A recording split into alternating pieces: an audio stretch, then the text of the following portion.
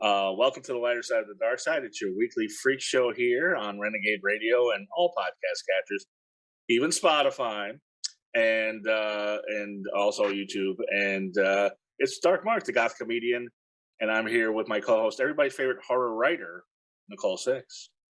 Hello. How's everyone doing? I'm doing good. Nicole had a cheat day yesterday, so she's feeling a little. And plus, it's early in the day. We usually don't tape this early in the day, so. Got it. Well, we're 3 hours behind you, so. Yes, we're here on the East You're Coast. still smiling, and you're being very, very quiet because I said it was a cheat day, and I'm like, why would you bring that up? Anyway, cheat day, like you stuffed yourself with sugar. Cheat day. Yeah. I mean, I guess since we're talking about it, I'm on a very strict diet, but on Wednesdays I'm allowed to eat whatever I want. And today I regret that because I feel physically like I ate too much. Right, which has nothing to do with what we're talking about. We're talking about Shakespeare. Unless Shakespeare had cheat days, I don't know if he did or not. But actually, podcasts are colliding this week. We have two podcasts in one this week because I am joined by Lisa Ann Goldsmith and Owen Thompson from the Bardcast. It's Shakespeare You Dick podcast, award-winning podcast. They just won an award as the best podcast by New York Shakespeare. Just New York Shakespeare. I don't even know. Is that a website? Is that a? It's the New York Shakespeare Awards. They've been around only a couple of years. And so it's run by a wonderful gentleman named Rodney Hakim, who he and his team select. They are kind of incredibly comprehensive. They see and consume and listen to more Shakespeare than you can shake. Like I couldn't do it myself. They see every show, they see every movie, they listen to every podcast, they read every book, they read every article. It's amazing. And so every year now they come out with these awards, and they have awards like not only their favorite production and best actor and best actress, but categories like hardest working person in Shakespeare. We were in the category of best audio performance and podcast. They have like best teacher, best classes, all of that kind of stuff. All of that stuff. Best book. So we were fortunate enough. You're competing against podcasts and audio performances of Shakespeare. That is correct. That is correct. We didn't know we were in. We didn't have any idea we were in that kind of competition. We know Rodney, but we were surprised when we were nominated, and then we were really surprised when we won. Pleasantly, of course. Which happened pretty soon after. Like, we just found out we were nominated, and then the next week we won. We didn't know anything about it. Well, congratulations! Thank you so much. Thank you. It's exciting. You were practicing your "it's just an honor to be nominated" speech, and and then you won. That's right. But we were kind of honored to be nominated. You could have knocked us over with a feather. But I googled top Shakespeare podcasts, and there's a couple lists that you're right on there as well. So you definitely apparently have one of the best Shakespearean podcasts. Because we're funny and fun and irreverent, and we don't love everything. We don't love everything Shakespeare. There's certain plays that we're like, that's a piece of shit. Right. We're honest about it. So. And it wasn't perfect. Lisa Ann actually has played Macbeth and Lady Macbeth, as well as acted with Russell Crowe on screen and other things. And Owen has been an actor, director for many years, worked with the legendary Quentin Crisp long ago, and is still just Shakespeare in the Park. He's done everything. And we're gonna get into today. I'm gonna get into Shakespeare and talk all sorts of things. But before we do, if Shakespeare was alive today and he had to stay up and write his plays, he probably would need a good energy drink. And I tell you, the best energy drink he should be drinking is Ray's energy drinks. Unfortunately, I've got some voodoo flavor on the way, and it didn't arrive. It's arriving later today, but that's delicious. That tastes like fruit punch. They have Baja Lime that tastes like Baja Blast with Taco Bell. They have sour gummy worms. They have a pina colada flavor. They have a strawberry colada flavor. All sorts of great flavors. And the best part, 0 calories, 0 carbs, 0 crash. So you don't have to drink it on a cheat day. You can drink it every day. Ray's energy drinks. Go to the description in any podcast catcher you're listening to this, or on YouTube, and you will get 15% off a case. And buy it by the case, because you'll be going through it every day, and you'll be wide awake and ready to write your sonnets. So actually, before we get into your respective biographies, which are very impressive and still ongoing, I loved the show last week for a couple reasons. The most recent one I haven't gotten to, but this was Shakespeare's contemporaries. Mm-hmm. Because this always was bothering me because, if you say who's the greatest playwright right now or of the 20th century or 21st century, there's any number of names. You can I mean, say the 20th century, you could say Sam Shepard, you could say David Mamet, you could say Terence McNally, you could say anybody, Lin-Manuel Miranda, whoever, whatever. And they're all different, but Shakespeare is the only one really from that era that's canonized. And I didn't know if there were other good playwrights of that era. And dozens and dozens. It's actually, that particular pod was one that I was looking forward to doing for a long time. You're absolutely right. It's like people think of the Shakespeare's era and they study Shakespeare. It's like people only studying Tennessee Williams and thinking about the 20th century. Of course, everybody writes in context. Everybody has influences. Everybody, has contemporaries.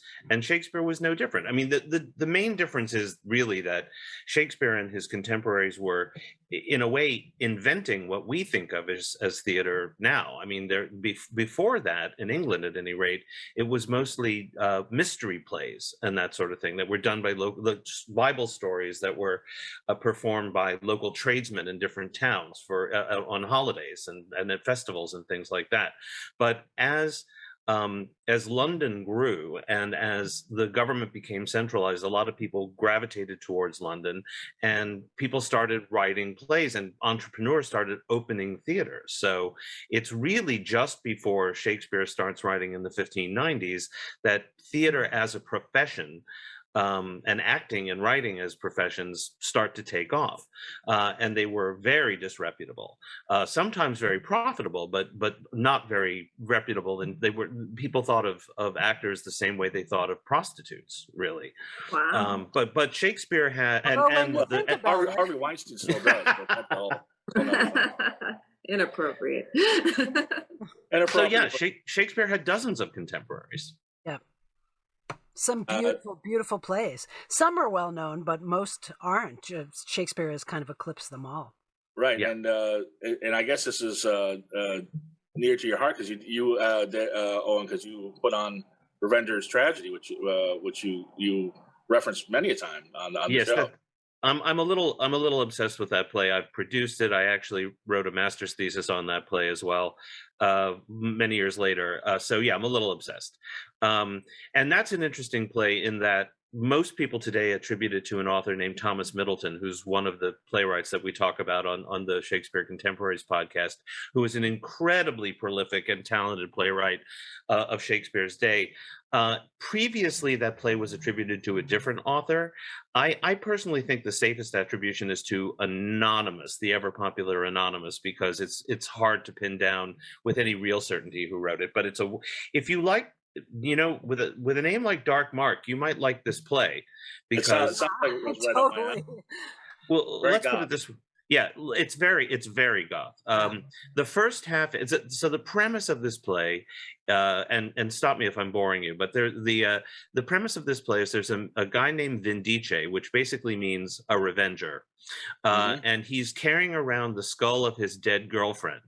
And he's been carrying it for 9 years because she was murdered by the evil duke of his country who wanted to have sex with her and she wouldn't do it. So he raped her and killed her. And this guy's been carrying her head for all of this time. And then eventually he wangles his way, he disguises himself and he gets a job in the court. And his what he wants to do is murder the duke. Well, so in order to do this, he and his brother dress the skull up as a woman. They hide it and like with veils and that kind of thing. And they poison the mouth of the skull with acid. and they convince the Duke that they've got a girl for him, and they bring him to the secluded area, and he kisses what he thinks is a woman, but it's really the poison skull. And then through the rest of the scene, his face is basically eaten off by the acid, while the two brothers make him watch his wife and his bastard son have sex in front of him because they're having an affair, and then they kill him. And that's the end of the first half. Right. Well, I've been on worst blind dates myself, but it sounds like one of Nicole's stories. It does. It sounds like something I would write. I did have a question, though. Was Shakespeare also treated like trash, like street rubbish, when he first started out? I imagine he must have been. Yeah, certainly when he first started out. I mean, the more famous he became and the higher patronage he got, the better he was treated. Yeah, he was actually eventually really, really successful.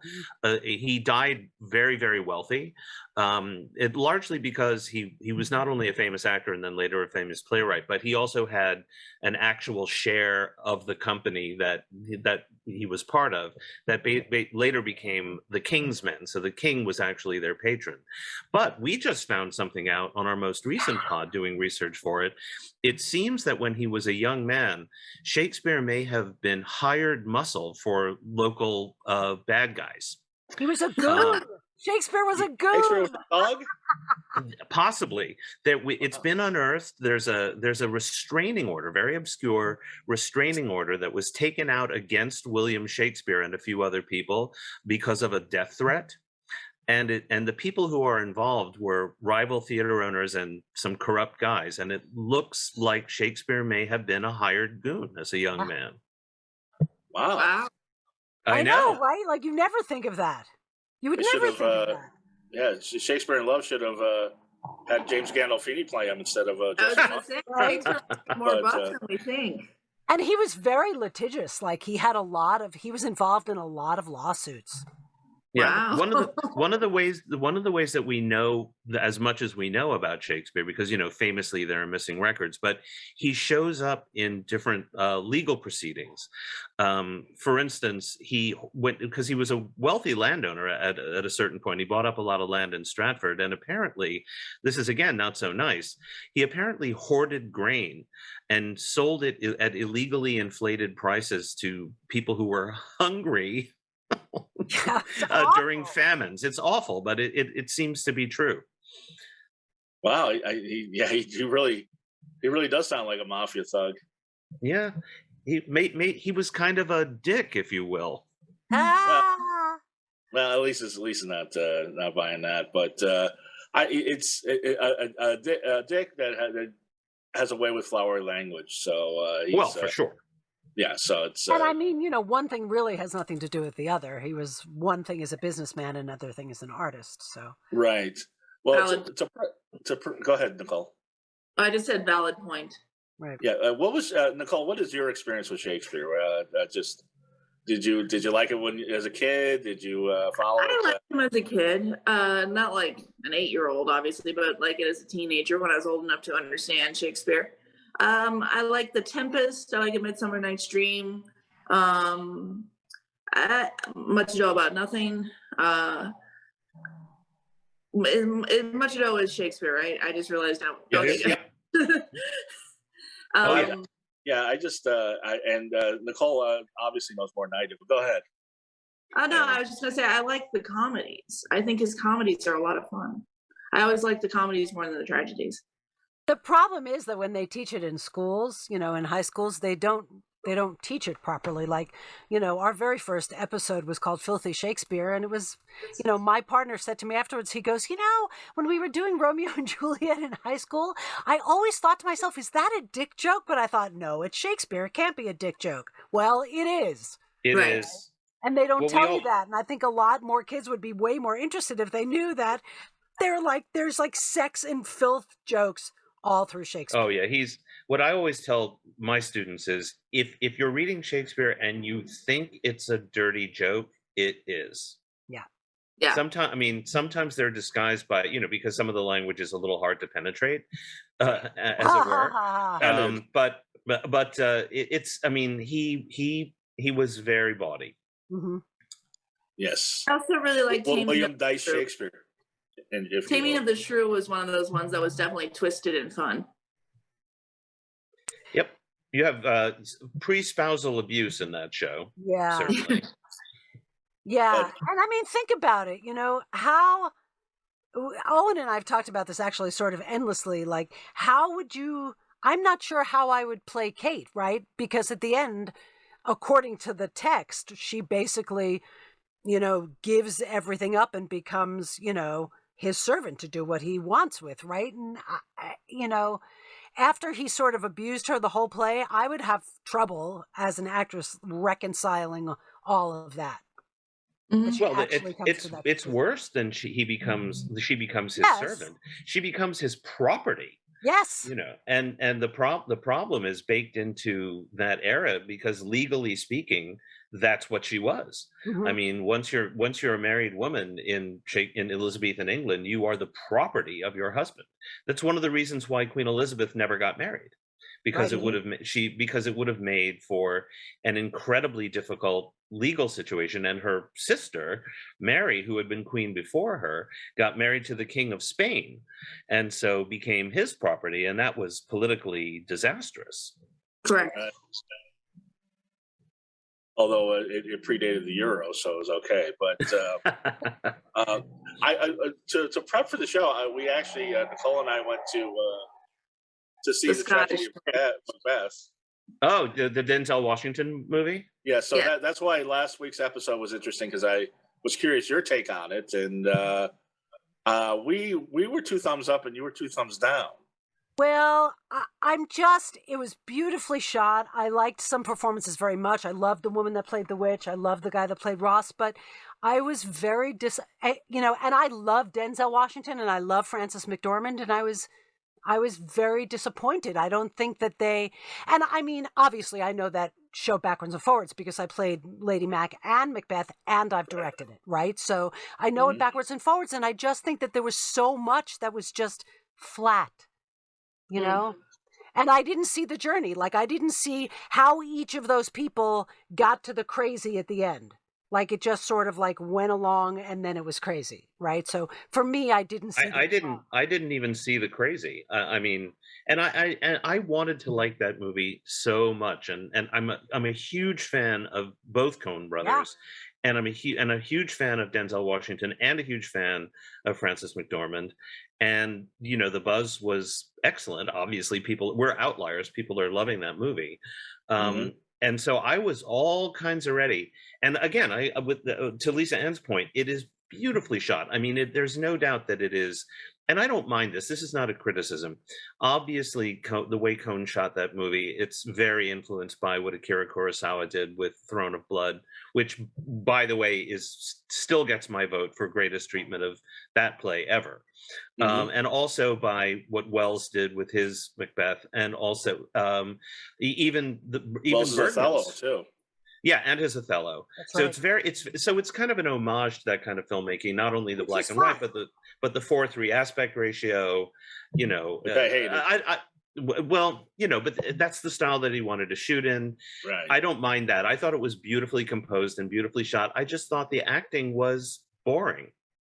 I felt that Frances McDormand and Denzel Washington, I didn't feel they had either. Yeah. And I just, Mac and Lady Mac, they are like one of the greatest couples in all Shakespeare, because before it all goes wrong, they're they were one of the greatest couples ever. Well, not sure. And also, I mean, for my money, they're both too old to be these characters. I mean, Macbeth could feasibly. Like, they are much older than the characters were in the script. Right. Lady Macbeth has to be of childbearing years. Or just past it at best. Well, no, because first of all, she says, in no uncertain terms, she says to either imaginary or real devils, yes, take my milk for gall, you murdering ministers. Yeah. And then later he says to her, bring forth men, children only. You don't say that to somebody that can't have babies. Right. I'm not saying she went through menopause, but I think she's at the very end of that possibility. Well, fair. I don't disagree, but and with due respect to Frances McDormand, she's not that old. She's older than that. Yeah. So, and she's, you know, so that's a problem in telling that story, because also, for my money, one of the crucial things about that play is the fact that A, they don't have children, and B, that they can't have children, and C, that they did have a child that's dead. Mm-hmm. Those are very, very important things in that play. So if you have a situation where that can't be, then you've already denatured the play. And then I just thought, I mean, you know, this is just my 2 cents, but I thought, I felt that both Denzel Washington and Frances McDormand were uncomfortable with that language. Yeah. And we have one of our episodes is American Shakespeare versus English Shakespeare, because, you know, there's a huge school of thought that you have to be English in order to do Shakespeare well. Now, Owen and I don't agree with that, but we kind of felt like this film just kind of supported that view. Well, Lisa, the ones that were really good in it were British. Right. But as a great American Shakespearean actor, Lisa, that you are, what did you do in your portrayals of both Macbeth and Lady Macbeth that you didn't see from Denzel and Frances McDormand? I didn't see a progression. Okay. I didn't see a progression because not, you know, I mean, they both go crazy just in different ways. But right. I didn't see any, oh, what's that about? Oh, that seemed a little off. Oh, why is she saying that? Right? Like I didn't see any of that. Right. I understand. Because I agree. It kind of was like they just sort of spring the crazy on you at the end. Yeah. And it doesn't come out of anywhere, so it's not believable to me. If you watch, and again, I want to endorse what Lisa Ann said in terms of the whole English versus American Shakespeare debate drives me insane. And to me, this movie kind of, well, actually, I guess the reputation of this movie is helping us really because people are loving it. But for me, I was just like, this is another example of two Americans who are not really doing Shakespeare well. But if you and listen, nobody says that they can't do it well. Right? Did you see, by the way, that apparently Denzel has? Rodney just that dropped he wants this to article. do King Lear. Yeah, apparently Denzel's going to do Lear on Broadway. Well, I want to know who's directing it.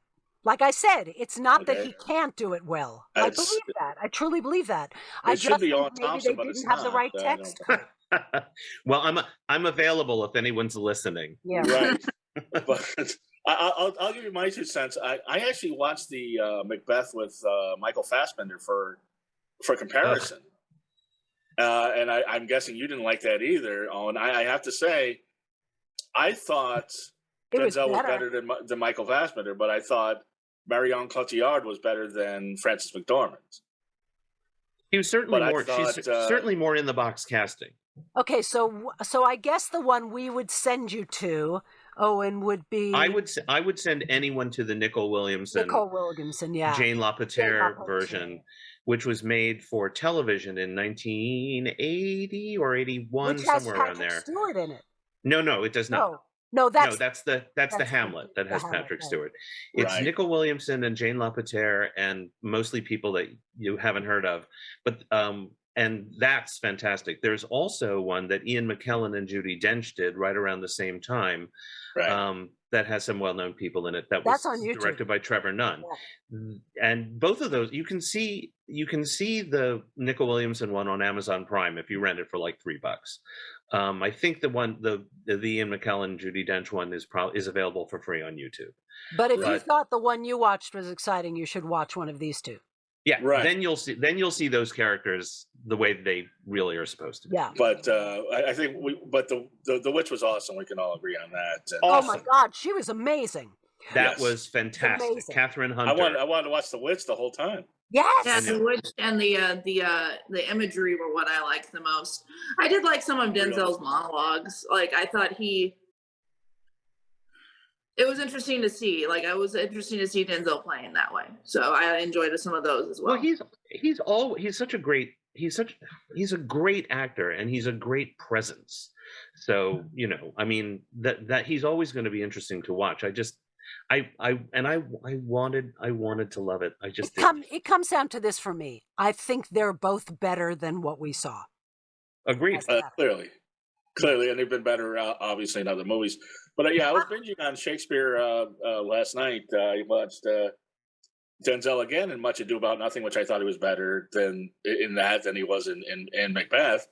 I saw, but then I also watched the Richard III with Ian McKellen, the movie, and and Orson Welles' Othello, and I also because I needed a palate cleanser, I watched Porky's 2, which has Shakespearean subplot. I'm not sure if you're aware. Perfect. Pee-wee and the gang put on a Shakespearean. And let me ask you, because I can't believe I'm asking the Bardcast about Porky's 2, but the plot of Porky's 2 is it's set in 1950s in the South, and the kids put on Shakespearean play, and they have religious fundamentalists protested and shut it down. Is that a realistic plot, or is this, I must confess, I know I've seen Porky's too, but not in a long time. I mostly remember Porky's.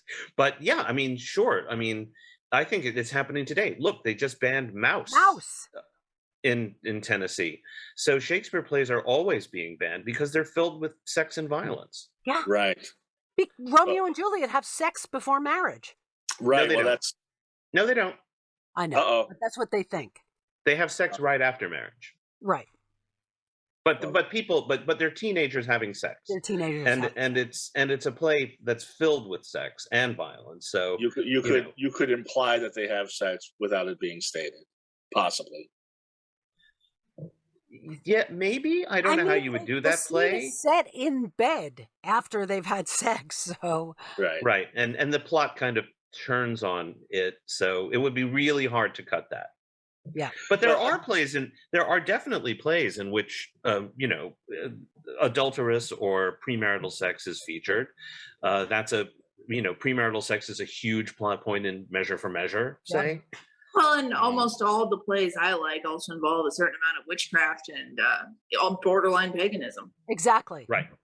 Exactly. Right. And what's interesting about that is, a play like Macbeth might be banned by Christian fundamentalists today, but in fact, one of the reasons why that play is so filled with the occult is because Shakespeare, King James, who was Shakespeare's patron, was fairly new on the throne and was very new as the patron of Shakespeare's company. And he was Scottish and possibly a descendant of Banquo, so Shakespeare wrote a Scottish play to flatter him. But also, he was hugely into demonology, the king. In fact, he wrote a whole book. He wrote a whole book on demonology. He was obsessed with the occult and witches. So the company clearly had the idea of, well, we have a Scottish king who loves demonology. Let's write a Scottish play about demonology and the occult. So they did. That's cool. Yeah, that is very cool. Speaking of cool, Nicole, I don't know if Shakespeare would have involved himself in this, but it would have used our other sponsor. But maybe he would have. Maybe he needs to relax. Tell us about our other sponsor. So we are also sponsored by Renegade CBD and Renegade Kush. So if you just want to have a nice, cool vibe and not go crazy, a nice thing to take a little taste and keep your sanity would be the CBD edibles. They're very mild and they're very delicious. We use real confectionists who make the candy themselves, and all the doses are written on the back packages, so you know exactly what you're getting. No tricks. I've had some tricks with CBD, or not with CBD, but with edibles in general, and you don't want to get tricked. So our manufacturing, keeping it honest, is really helpful. So go to renegadekush.com. What? The gummies are great. The gummies are great. They're delicious. There's also chocolate, and there's rumored to be white chocolate. I just haven't got a chance to try it yet. So go to renegadecbd.com or renegadekush.com. Right. Did Shakespeare do drugs? That's a very people will research every little thing they can find, and we actually mentioned this on a pod, but some people actually found remnants of cannabis in the effects in and around where Shakespeare is known to have lived and worked, in pipes. Okay. So possibly. So Shakespeare was a stoner. Totally stoner. It could be. Think it was totally a stoner. Shakespeare had an ill-spent adulthood. I was going to say youth, but it really went the whole way. I mean, he's doing all these questionable legal things and doing drugs. And wow, Shakespeare really is more developed than we thought. Well, I mean, more than they teach you, that's for sure. More than we were taught, yes. When I said that actors were more or less considered the equivalent of prostitutes, I'm not exaggerating when I say that. I mean, it was an incredibly disreputable position. Now, Shakespeare, they were the podcasters of their time. They were the outcast podcasters of their time. Shakespeare became more respectable because he got rich, and he actually he got a coat of arms for his family, which was a great big deal, and got himself declared a gentleman. And like I said, became ties wealthy. To the crown and all that. Right. Well, and he made a lot of money, so you know, you can buy things. But when he came from a sort of a middle class family. His father was successful enough that he became the equivalent of the mayor of Stratford.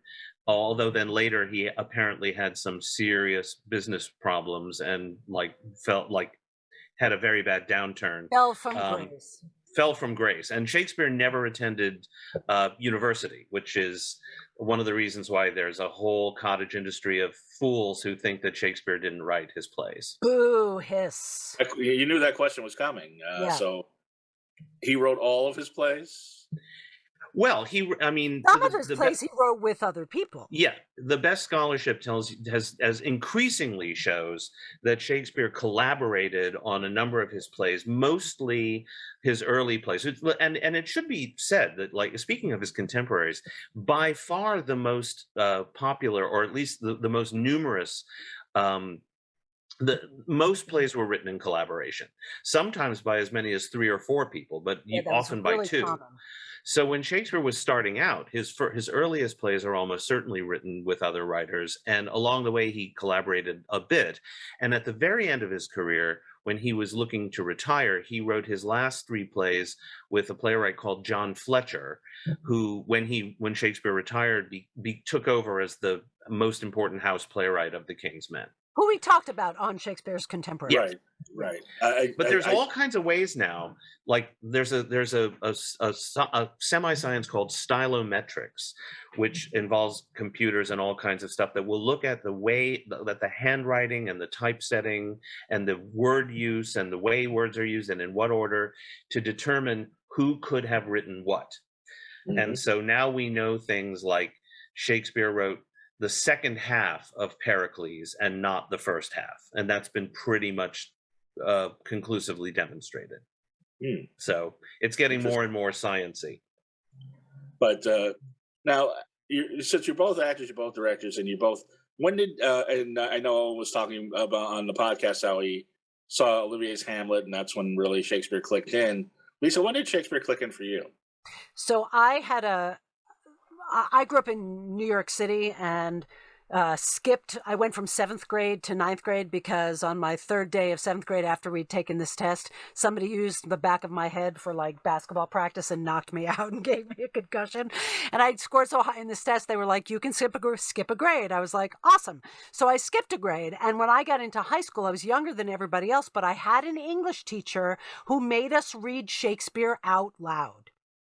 You know, and that was the key, like making us read it out loud and making us decipher and he was the kind of guy who would be like, that's a dick joke, right? Which was awesome. So I was exposed to this. That's right. I was exposed to this amazing teacher in 9th grade when I was 12 or 13. And I was like, oh my God, there's so much more here than I knew. And then, you know, just followed along from there because I was in college by 16. So. Wow, that's smarty pants. Yeah, you know. I guess that shows you sometimes bullying has its advantages. That was like 10 or 11, I think, the first time I was exposed to Shakespeare. It was A Midsummer Night's Dream, the one with Stanley Tucci, and and I was like this. And one of my teachers is like, well, if you really like this, you should read the original play. And I loved reading books. Like I started reading at a very young age. So I struggled with it, of course, but I took the language. It is. And I just kept reading it, and I read different ones. I was like, which ones have the fantasy in it? That's what I was into. And so that was how I originally, I definitely didn't understand what I was reading. I was excited about it because it was magical. That's one of the things that I love. One of the reasons why I love to teach a Shakespearean acting is because part of it is the table work, is showing kids and adults how to figure out what they're saying. Like there's a bunch of resources. There's a resource called the Shakespeare Lexicon, which has like almost every word in Shakespeare and what it means in that specific usage in that specific play. So there's a way to decipher all of it when you're starting out, but it takes work. But it's so amazing to watch when, like I've taught it to like, kids age like 11 to 17, in a summer program. And it's amazing to watch when they get it. It's amazing to watch when they figure out that it's a dick joke, and that enlightenment is such a joy for me. There's if people aren't aware, there's a really good series of editions called No Fear Shakespeare for people that like, so that we'll present on one side of the page the actual text of the Shakespeare play, and on the facing side it will have that semi-translated into modern English. Yeah. So it's side by side. And that's really helpful for people. But to Lisa Ann's point about the teacher that had them read out loud, I find, because Shakespeare, it's great to read, don't get me wrong, and I love reading Shakespeare, but it wasn't written to be read, it was written to be seen and heard. In fact, in Shakespeare's day, it was more common to say that you were going to hear a play than that you were going to see one. So if you see a well-performed Shakespeare play, it will be much more comprehensible to you than just reading it on the page, especially if you're not familiar with it. A perfect example of this is like some of the earlier, like that Much Ado that we were talking about, that Denzel is in, that Kenneth Branagh directed. If you see the Branagh movie of Much Ado About Nothing or his Henry V, it's so straightforward and it's so comprehensible because it's these actors who have lived and breathed Shakespeare their entire lives. Yeah. And it's just it's much more understandable than just picking it up and trying to slog your way through it. Yeah, it's second nature, And I know it's meant to be seen on the stage, but and you had a great episode a couple weeks back about favorite Shakespearean actors, naming all these great Olivier and even Colin and all these people. What's the worst Shakespeare performance you've seen? Oh dear. I have to ask. Can I say, Lisa Ann? Can I say? Don't say it's Lisa Ann, because I'll have to. No. Lisa Ann, I'm not going to name names, but Lisa Ann and I were fortunate enough to do a production of Twelfth Night many years ago together. That was great fun. I played Viola, he played Malvolio. I was Malvolio and Lisa Ann was Viola. Pardon me 1 second, there is a loud siren going by. I'm going to mute myself just for a moment. Okay. Usually the sirens are coming here in LA.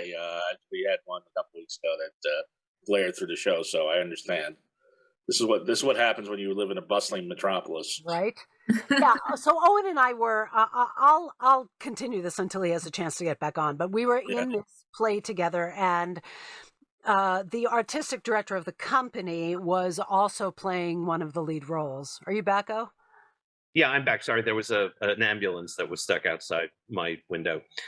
Yes. So we won't name names, but this artistic director insisted on playing Orsino in Twelfth Night, and he was a dear man, but he was far too old to be playing Orsino anyway. To begin with. And he gave what certainly I think is the worst Shakespearean performance I've ever been on stage with.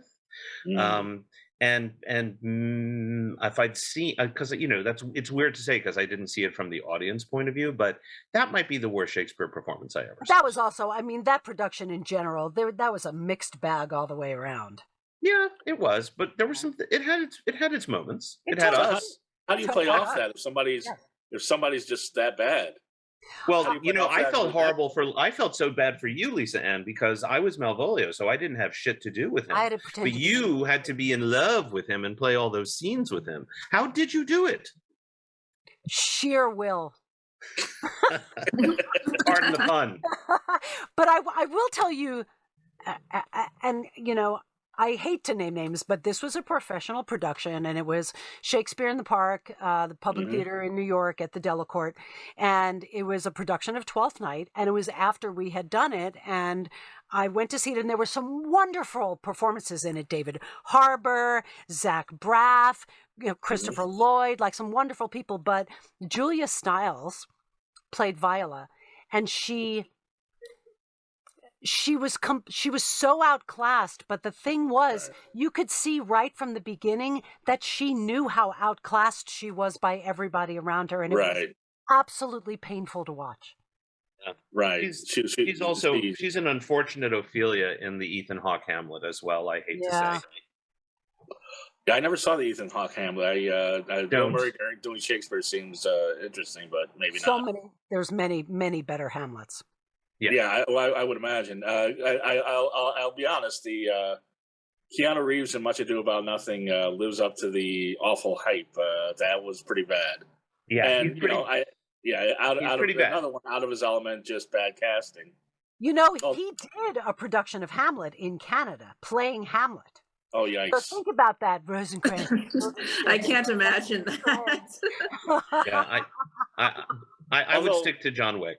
I really like Keanu Reeves too as a person, but that's not his acting. Yeah, but then again, his whole appeal is being clueless, and maybe this is sort of a Matrix awakening thing he played. Like, I don't know. Oh, he's very he's very smart. He said he's a very well-spoken person in real life. That's why I like him so much. But his acting skills don't do serious well. He doesn't. He's got a thing that's good. He doesn't have range. I mean, he was worse than Dracula. I'll be honest. Although I guess some people would argue that John Wick shows he has more of a serious edge. I mean, I might be being too harsh, but until John Wick, he didn't have that. You gotta give it up to him for attempting it, though. Oh yeah. River's Edge, he was good. He was good in My Own Private Idaho. I mean, he has a little range, but not that much. But oddly enough, people said that Michael Keaton sucked in that, and I thought it was pretty good. My only problem with Michael Keaton, and I think Michael Keaton is a brilliant actor, I just thought it was, I mean, he was kind of regurgitating Beetlejuice in that movie. People said that. I thought it was more Popeye than Beetlejuice, to be honest with you. Is it more of I mean, it didn't. His performance didn't work for me terribly well in that movie. I mean, it's better than Keanu, but I actually blame Kenneth Branagh for that more than anybody, because Kenneth Branagh let him get away with that choice. Yeah, and, he's such a good actor. I felt Kenneth Branagh could have maybe steered him in another direction, or instructed him into that choice. That's right. Over the top. Yeah, who knows? By the way, Mark, do you know that My Private Idaho is loosely based on both Henry IV's and Henry V? Yes, I do. Yes, I do. Yeah. Do you like when they take Shakespeare's stories and tell them in modern times with modern language? I do if they do it well. Yeah. Now I have absolutely no problem with taking a Shakespeare play and doing a spin on it, and like My Own Private Idaho, making it its own thing. Totally. I often have a problem when people will take a Shakespeare play and do it in a diner in New York in 1989, because but on the other hand, it can work brilliantly. I had an acting teacher once years ago that said something that's always stuck with me. He said, if you impose a concept on a Shakespeare play, or any play, but it happens so often in Shakespeare, you have to be really sure that you're adding something valuable by doing so, because by the nature of doing so, you're taking something away. Right. Mm-hmm. That's right. So it can work. Listen, well, I remember years ago, I was dragged kicking and screaming to see a modern dress version of Julius Caesar that was taking place in present day Washington. And I thought, oh, kill me. Don't kill Julius Caesar, kill me. And I went to see it because I had friends in the cast. And it turned out to be one of the best things I've ever seen, one of the best Shakespeare productions I've ever seen, because the concept worked. Yeah, and they totally can. I was in a production of Comedy of Errors where they said it in New York, which made sense, right? So there were all of these, the restaurant that the family owned was in Little Italy, and there was a character from Harlem, and there was a character from Chinatown, and that totally made sense because it fits into the bustling metropolis of that play. That made total sense. And also, there are plays that you can screw with easier than other plays. Totally. I mean, if you don't want to mess around too much with a play like King Lear, because it's maybe the greatest play ever written. Comedy of Errors is cute. It's early. But so you know what? If you want to play around with the Comedy of Errors, be my guest. Now, and you directed a production of Tempest that was nominated for a lot of awards for its innovation. What was so innovative about that? Well, it was what we call immersive theater, if you're familiar with that. That's what I'm trying to figure out. Yeah, so we didn't do it in a traditional theater. It was produced by the Secret Theater, which has their own space in Queens, but we did it in this enormous art gallery called the Plaxall Art Gallery in Long Island City, which is this. I think it's something like 8 or 9,000 square feet. In weird shapes, and it's got 25-foot high ceilings. So we didn't have the audience come and sit down and watch it. They followed it around. So first of all, we did it multimedia style with all kinds with music and projections and all kinds of crazy shit. And I had a brilliant choreographer named Shoko Tamai, who is the head of a company called the Ninja Ballet. She's just a genius. And we had, like the spirits of the island were dancers. So we had a dance element, we had music, we had projection, and we brought the audience, we made the audience follow the action around the gallery. So it was like they were part of the island themselves. Cool. And part of the action, really. So that's what we mean by immersive. And I'll tell you this, my sister's also a theater director, and she likes to say, you ponder about taking a project and you always have to decide if it's going to be worth the pound of flesh that it always takes from you. Because it does. It's a huge labor. And this Tempest was one of the biggest scale productions that I've ever directed, and it was really, really hard. But at the end of the day, I was really proud of it when we were done. It's hard enough to block for a black box. Yeah. But how do you block if you're always moving? Well, it's funny. It's the closest that I've never directed a film, but I had to think cinematically. I had to think in 3 dimensions because it was 3-dimensional. I couldn't think of it the way you normally think of staging a play. It pushed me, and in a really good way. It was exhausting and difficult, but I'm very glad that I did it. I would love the opportunity to direct a Shakespeare immersively. The only thing I've ever directed immersively was a production of Rocky Horror that I set in. It was literally in an S&M dungeon. Right.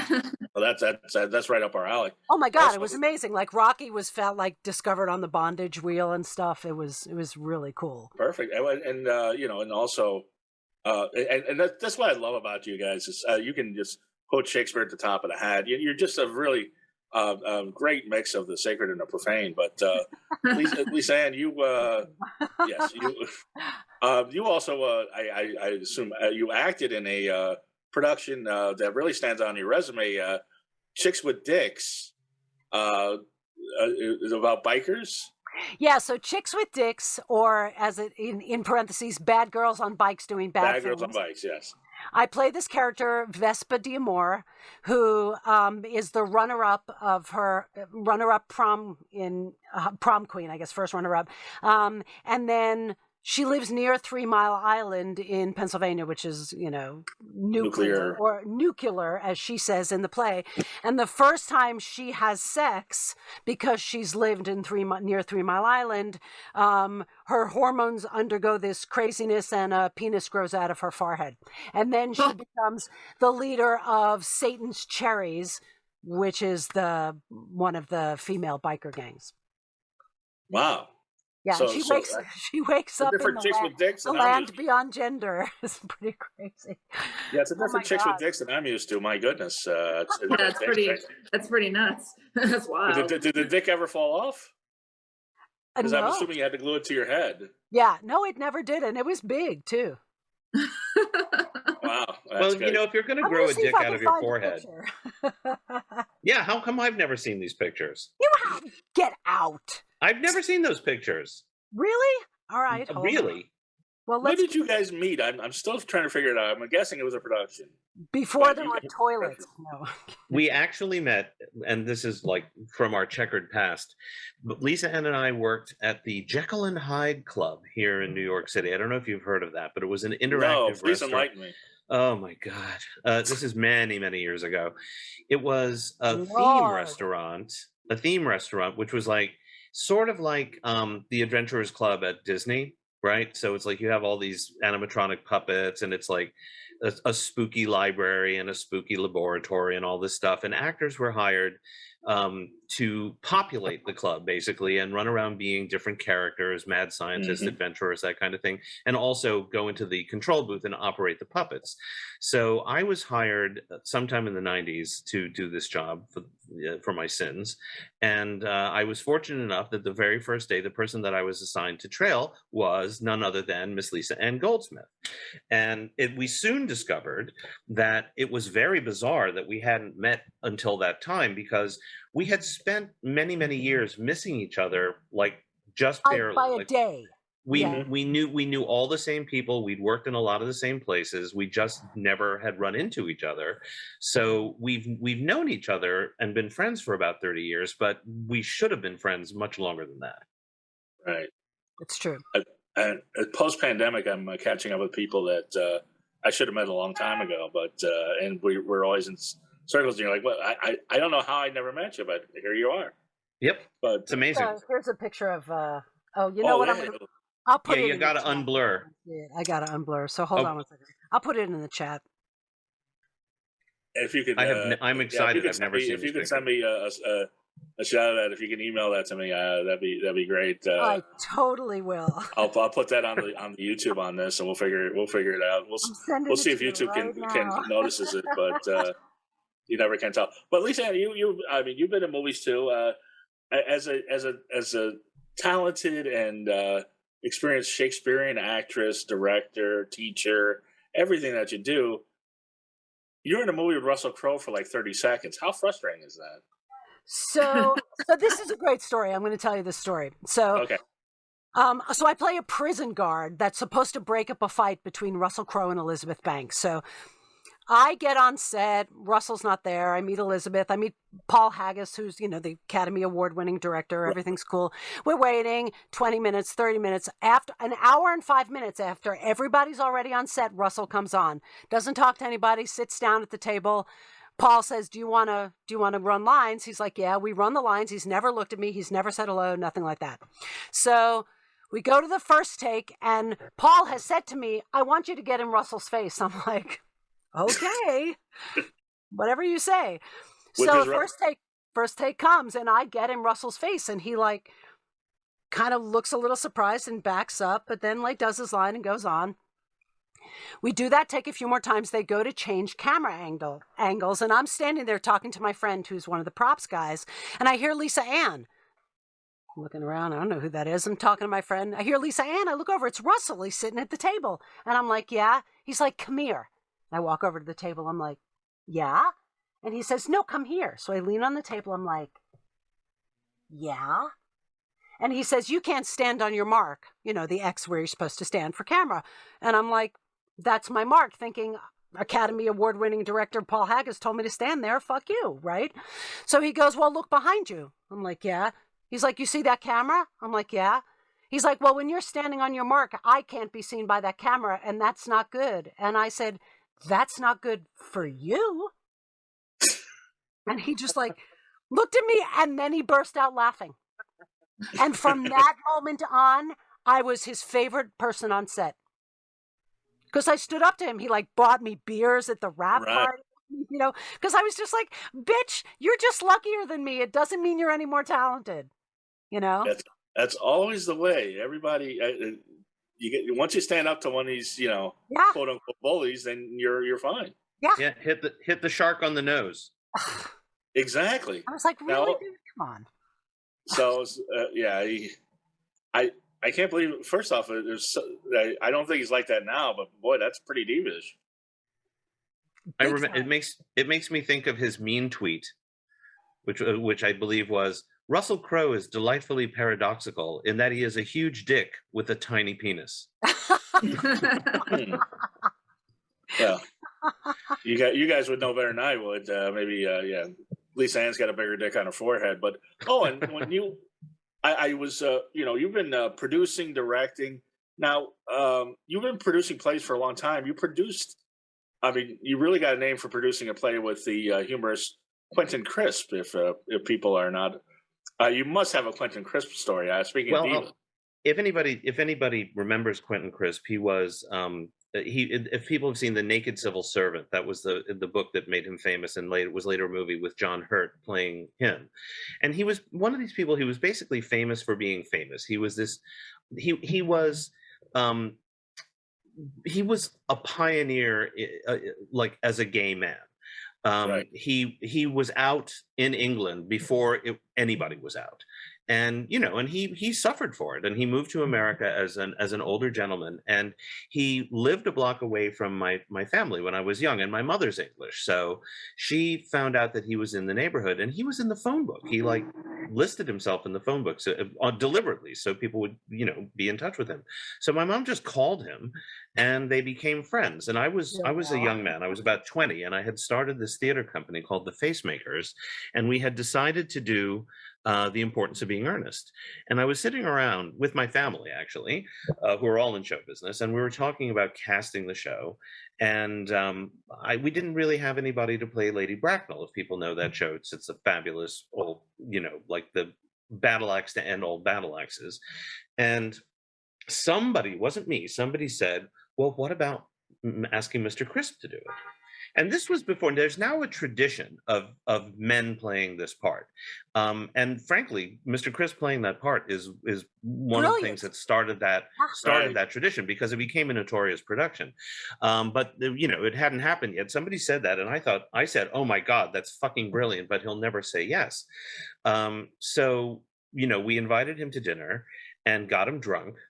And at the end, well, I mean, not drunk, but we plied him with alcohol. You roofied Quentin Crisp. I roofied Quentin Crisp with cognac. And when at the end of the evening, after he had a full belly and a few in him, I asked him, and I prepared it very carefully, and I offered him a percentage of the box office and this and that, but I knew there wouldn't be much. And I asked him if he would play Lady Bracknell, and in his inimitable dulcet tones, he replied, "Of course I shall do whatever you want." And then he did. And it was quite something. It was a fairly notorious production, and I'll never forget, I was manning the box office, and towards the end of the run, I got a phone call from Studio 54. If people remember the infamous Studio 54. The biggest disco club ever. Yeah, and they wanted to talk to me, and I was like, okay, what is this about? And they said, we understand that you are the producer of this production of The Importance of Being Earnest, starring Quentin Crisp, and we would love to throw a closing night party for you guys, if you can make sure that Mr. Crisp will be there and be available for photographs. And I said, I'm sorry, what? So we did that, and it was pretty cool. But he was not, I should say, he was no diva. He was not a diva at all. He was the sweetest person you would ever want to meet. And put in the work. I don't have a Russell Crowe-ish story to tell. Well, they're not all like. He was an old sweetheart. I just did. As a dancer. Say that again. How was Quentin Crisp as a dancer? But he wasn't a dancer at all. Like in Studio 54, could he boogie? I see what you mean. Was he doing the hustle? Or what have you? No. We just when that night came, he did not go down on the dance floor at all. We went up to the highest, if I don't know if you were over there back in the day, but they had different bars on different levels. Right. And on the highest level, they had a private bar. So he took some photographs downstairs in the main room, and then they whisked him up to the top floor, and I kind of came along with him. And he just stayed at the bar and sat at a table and let people take pictures of him. It's nice. So I mean, Russell Crowe at that point, he was close to 80. Totally. Yeah.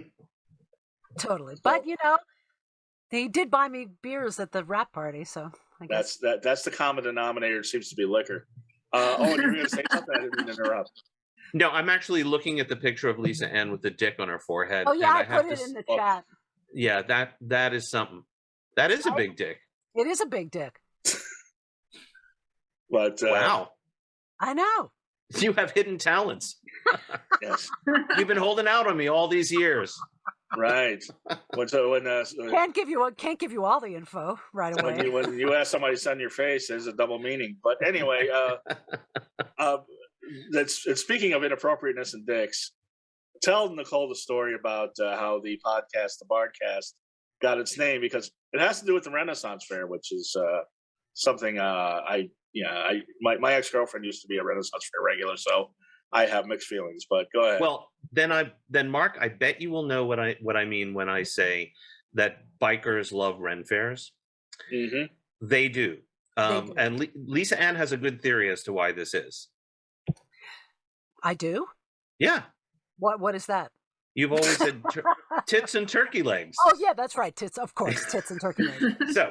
So we were at the New York Renaissance Festival, and they did an equity Shakespeare, and if you paid to come into the fair, you could come and see the show for free. And so that year it was As You Like It, and they started it, and there were two bikers sitting in the front row, looking for tits and with their turkey legs. And about 15, 20 minutes into the production, they got up and started walking out in the middle of the production. And as they were leaving, the first biker turned to the second biker and goes, "What the hell was that?" And the second biker said, "Owen, what was that? It's Shakespeare, you dick."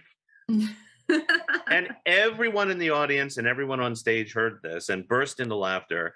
And that story became a legendary story at the Ren Fair. Yep. So when we were starting the podcast, we thought, well, we have to. And actually, because of the name of our podcast about Shakespeare, Chase Bank let us open a business account. Oh, this is hilarious. Closed us down because they thought we had something to do with porn. So I guess the Shakespeare Shakespeare censorship continues from Pork 2 through Chase Bank and everything else. But boy, this hour has flown by so fast. I do have, unless Nicole's got another question. No, I've been already speaking up when I hear things that intrigue me, and I think that it's really cool how they got the name. Yeah, the last question, and you kind of deal with this, on every episode, but I want to hear both of your opinion why Shakespeare is so relevant now in 2022. And by the way, Nicole, I recommend the episode about the diseases in Shakespeare's time, which is definitely relevant. But and boy, that was, I got to tell you, I love that episode. That was some crazy stuff. Right. Oh yeah. Yeah. But why? And I'd love to have you guys back on, talk to you guys again. But I guess the last question, as I said, what is it about these plays that are still relevant in 2022? Some more relevant than a lot of plays that have come on since. Well, here's the thing about William Shakespeare is when he wrote, he understood the human condition better than any other playwright I can think of, or certainly, in the top three. People are people. It doesn't matter whether they were living at 1590 or 2022. Everybody loves, everybody hates, everybody wants revenge, everybody's poor, everybody shits, everybody farts. It's all the same. And he really hits to the core, I think, of how human beings behave and what we're made of. Well, by the way, Nicole doesn't fart, but everybody else does. So go ahead, Emma. I was going to say also, since we spent a lot of time talking about Macbeth, I mean, the story of a narcissistic megalomaniac that comes to power and wants nothing but power and corrupts himself and everyone around him by the pursuit of power. Does that sound familiar in 2022? Yes, and are we not beset by gang violence? Is that not a huge issue in this country? Well, look at Romeo and Juliet if you want to play about gang violence. Mm-hmm. I mean, so it's all. I mean, it's kind of crazily relevant, the stuff that he writes. And racism and anti-Semitism, it's all. I was going to ask that too. Was Othello in that time as scandalous as far as the interracial love, or even more so? Well, it's, when we it's very hard to use words like racism and apply them to Shakespeare because there was no such concept then, Right. But certainly I mean, Shakespeare had probably met or seen some Black people, and maybe possibly met a couple of Jews, but maybe not, Right. So, but certainly the concept of interracial marriage would have been very, very taboo in Shakespeare's England. But one of the things that's very interesting about Othello, and especially if you compare I'm going to go down the rabbit holes, and I know we're over time, but if you compare Othello with The Merchant of Venice, it's interesting because Othello is Shakespeare's most famous and prominent Black character, and Shylock is his most prominent Jewish character, and they both appear in front of the same body. They appear in front of the Signory of Venice and have to deal with the Doge of Venice. Right. And the Doge of Venice in The Merchant of Venice is very, very, very, very bad to Shylock. Looks down on him, treats him very poorly. But in Othello, he treats Othello with nothing but respect. And in fact, when the senator whose daughter Othello has married is complaining, after a while, the Doge of Venice says, "I think my daughter would have married him too." Yeah. Right. Right. So Othello is treated with great respect, where Shylock is not, by the same body. Make of that what you will. So Shakespeare was an anti-Semite. Oh boy, is that a no? Big I'm kidding. I'm That's kidding. Another it's a joke. Please stop it. I gotta be controversial. Come on, I'm trying to get those Joe Rogan numbers. Anyway, Lisa, Ann, and Owen, what a delight. You guys have been great.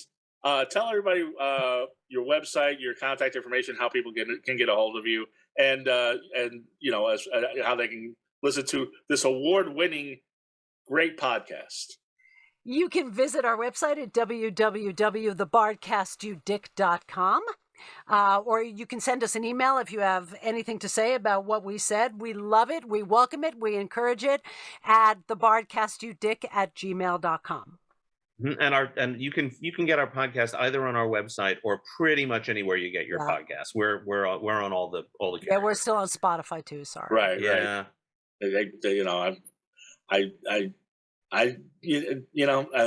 My whole thing on that is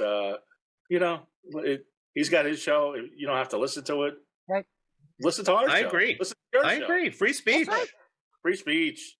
But anyway, and do you have any productions coming up, Owen or Elise Ann?